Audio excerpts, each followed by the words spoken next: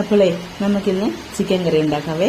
അപ്പോൾ ഞാൻ എടുത്ത ചിക്കൻ ഒന്നുകൂടി ചെറുതായി കട്ട് ചെയ്ത് 1 ടീസ്പൂൺ മുളക് പൊടി ഇട്ടോ, പിന്നെ മഞ്ഞൾപ്പൊടി, ഗരം മസാല ഇട്ട് വെളിച്ചെണ്ണ ഒഴിച്ച് ആവശ്യത്തിനുള്ള ഉപ്പ് ഇട്ടിട്ട് ഇങ്ങനെ തിരുമ്മി വയ്ക്കുക കേട്ടോ. ഒരു പാൻ എടുത്ത് അടുപ്പത്ത് വെച്ചിട്ട് അതിലേക്ക് ആവശ്യത്തിനുള്ള എണ്ണ ഒഴിക്കുക.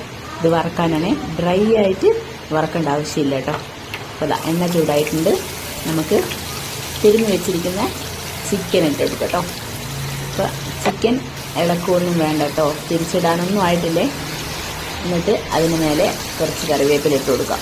എന്നിട്ട് നന്നായി മറിച്ചിട്ട് ഇളക്കിയെടുക്കട്ടോ. പിന്നെ ആവശ്യത്തിന് ഞാനൊരു സവാളയാണ് എടുത്തത്. സവാള ഇടുക, നന്നായി വഴറ്റിയെടുക്കട്ടോ. വഴറ്റിയെടുത്ത ശേഷം നന്നായി വഴന്നു കഴിഞ്ഞ് കഴിഞ്ഞാൽ വെളുത്തുള്ളി ഇടുക കേട്ടോ. പിന്നെ ഇച്ചിരി ഇഞ്ചി ഇട്ടിട്ട് ഒന്നും കൂടി വഴറ്റിയതിന് ശേഷം പെരിഞ്ചീരകം ഇടുക കേട്ടോ. അപ്പം ഇത് ഇങ്ങനെ അടിപൊളിയായിട്ട് വഴറ്റിയെടുക്കുക. പിന്നെ ഞാനിവിടെ ഉപയോഗിച്ചത് ടൊമാറ്റോ സോസാണ്. ടൊമാറ്റോ സോസ് 1 സ്പൂണ് അത്രയും ഉപയോഗിച്ചിട്ടുള്ളൂ കേട്ടോ. പിന്നെ ഞാൻ ഉപയോഗിച്ചത് ചില്ലി സോസാണ് കേട്ടോ, ഗ്രീൻ ചില്ലി സോസ്. പിന്നെ ഞാനൊരു ഇത്തിരി സോയാ സോസ് ഒഴിച്ചിട്ടുണ്ട്, അതും കൂടെ ആഡ് ചെയ്തിട്ട് നന്നായി ഇളക്കിയെടുക്കട്ടോ. അടിപൊളി ചിക്കൻ റെഡി.